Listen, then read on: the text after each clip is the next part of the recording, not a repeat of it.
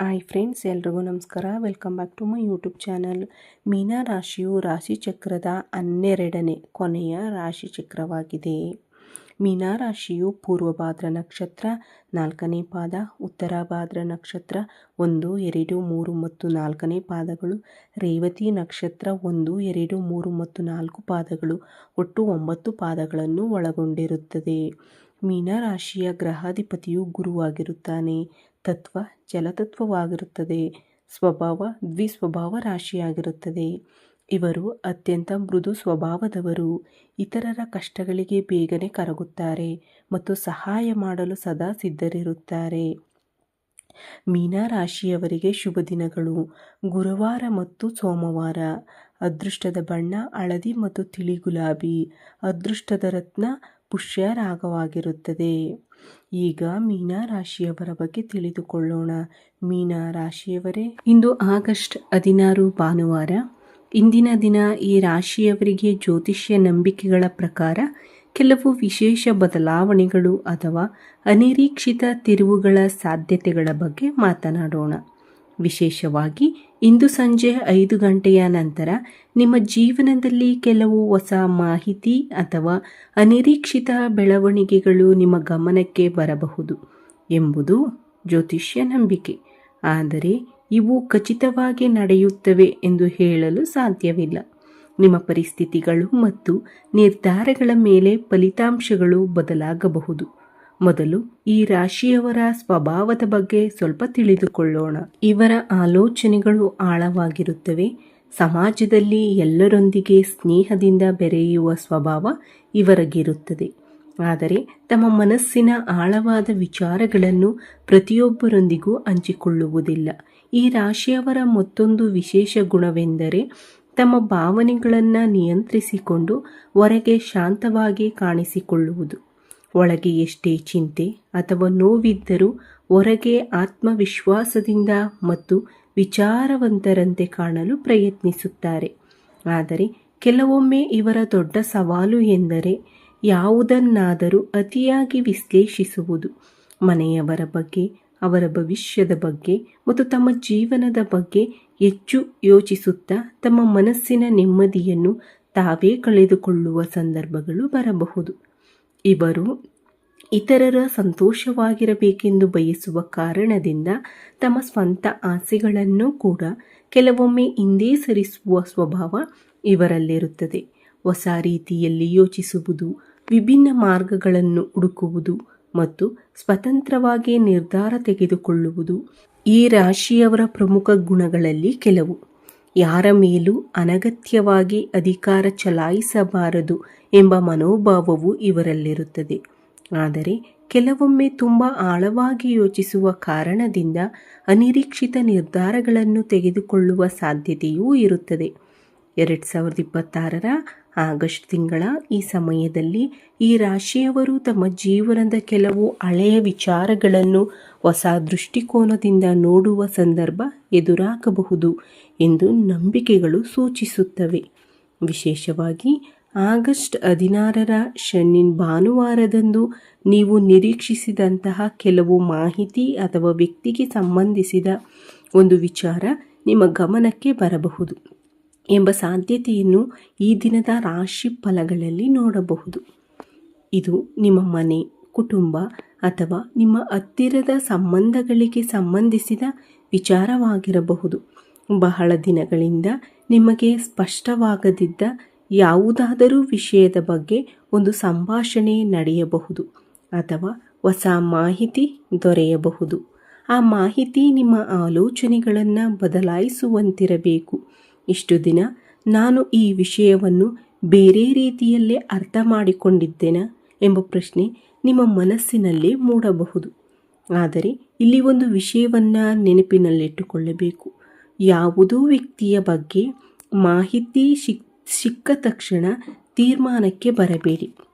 ಮೊದಲು ಸಂಪೂರ್ಣ ವಿಷಯವನ್ನು ತಿಳಿದುಕೊಳ್ಳಿ. ಎದುರಿನ ವ್ಯಕ್ತಿಯ ಮಾತನ್ನು ಶಾಂತವಾಗಿ ಕೇಳಿ. ಕೆಲವು ಈ ರಾಶಿಯವರಿಗೆ ಇದು ಕುಟುಂಬದ ಸದಸ್ಯರೊಂದಿಗೆ ನಡೆಯುವ ಒಂದು ಪ್ರಮುಖ ಸಂಭಾಷಣೆಯಾಗಿರಬಹುದು. ಇನ್ನು ಕೆಲವರಿಗೆ ಹಳೆಯ ಸ್ನೇಹಿತರಿಂದ ಫೋನ್ ಕರೆ ಬರಬಹುದು. ಮತ್ತೊಬ್ಬರಿಗೆ ಬಹಳ ದಿನಗಳಿಂದ ಮಾತನಾಡದ ವ್ಯಕ್ತಿಯೊಂದಿಗೆ ಮತ್ತೆ ಸಂಪರ್ಕವಾಗುವ ಸಾಧ್ಯತೆಯೂ ಇರಬಹುದು.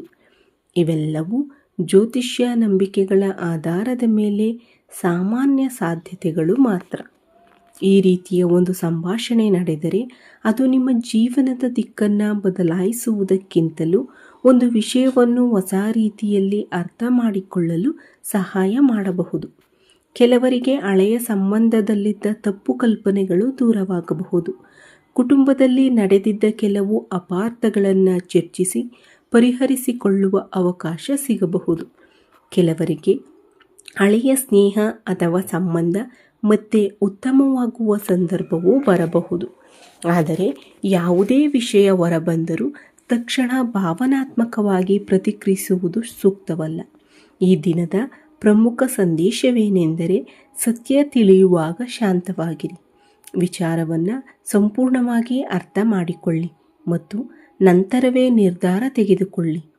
ಜ್ಯೋತಿಷ್ಯ ದೃಷ್ಟಿಯಿಂದ ನೋಡಿದಾಗ ಹಳೆಯ ಅನುಭವಗಳು ಮತ್ತು ಅಪೂರ್ಣವಾಗಿದ್ದ ವಿಚಾರಗಳನ್ನು ಮತ್ತೆ ಪರಿಶೀಲಿಸುವ ಸಮಯ ಕೆಲವರಿಗೆ ಎದುರಾಗಬಹುದು. ಹಿಂದೆ ನಡೆದ ಘಟನೆಗಳನ್ನು ಹೊಸ ದೃಷ್ಟಿಕೋನದಿಂದ ನೋಡುವ ಅವಕಾಶ ಸಿಗಬಹುದು. ಈ ರಾಶಿಯವರಲ್ಲಿ ಸಾಮಾನ್ಯವಾಗಿ ಆತ್ಮವಿಶ್ವಾಸ ಮತ್ತು ಸ್ವತಂತ್ರವಾಗಿ ಯೋಚಿಸುವ ಗುಣ ಹೆಚ್ಚು ಎಂದು ಜ್ಯೋತಿಷ್ಯದಲ್ಲಿ ಹೇಳಲಾಗುತ್ತದೆ.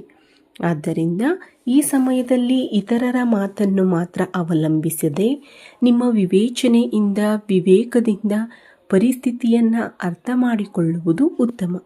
ಇಲ್ಲಿಯವರೆಗೆ ಕುಟುಂಬದಲ್ಲಿ ನಡೆದ ಕೆಲವು ಘಟನೆಗಳ ಬಗ್ಗೆ ನೀವು ಚಿಂತಿಸುತ್ತಿದ್ದರೆ ಅವುಗಳನ್ನು ಒಂದೊಂದಾಗಿ ಪರಿಶೀಲಿಸಿ. ಯಾರಾದರೂ ಹೇಳಿದ ಮಾತನ್ನು ಆಧಾರವಾಗಿಸಿಕೊಂಡು ಮತ್ತೊಬ್ಬರ ಬಗ್ಗೆ ತೀರ್ಪು ನೀಡಬೇಡಿ. ಈ ದಿನ ಕೆಲವು ಸವಾಲುಗಳು ಎದುರಾಗಬಹುದು. ಹಳೆಯ ನೋವುಗಳು ನೆನಪಾಗಬಹುದು, ಗೊಂದಲ ಉಂಟಾಗಬಹುದು ಅಥವಾ ಮನಸ್ಸಿನಲ್ಲಿ ಅಶಾಂತಿ ಮೂಡಬಹುದು. ಆದ್ದರಿಂದ ನಿಮ್ಮ ಮಾತಿನ ಮೇಲೆ ವಿಶೇಷ ಗಮನ ಕೊಡಿ. ವಿಶೇಷವಾಗಿ ಸಂಜೆ 5 ಗಂಟೆಯ ನಂತರ ಯಾರಾದರೂ ನಿಮ್ಮೊಂದಿಗೆ ಪ್ರಮುಖ ವಿಷಯವನ್ನು ಮಾತನಾಡಿದರೆ ಕೋಪದಿಂದ ಪ್ರತಿಕ್ರಿಯಿಸುವ ಬದಲು ಮೊದಲು ಸಂಪೂರ್ಣವಾಗಿ ಕೇಳಿಕೊಳ್ಳಿ. ಯಾರ ಮಾತನ್ನು ಕಡಿಮೆ ಅಂದಾಜು ಮಾಡಬೇಡಿ, ಆದರೆ ಕೇಳಿದ ಪ್ರತಿಯೊಂದು ಮಾಹಿತಿಯನ್ನು ತಕ್ಷಣ ಸತ್ಯವೆಂದು ನಂಬಬೇಡಿ. ಪರಿಶೀಲಿಸಿ, ಅರ್ಥ ಮಾಡಿಕೊಂಡು ನಂತರ ನಿರ್ಧಾರ ತೆಗೆದುಕೊಳ್ಳಿ.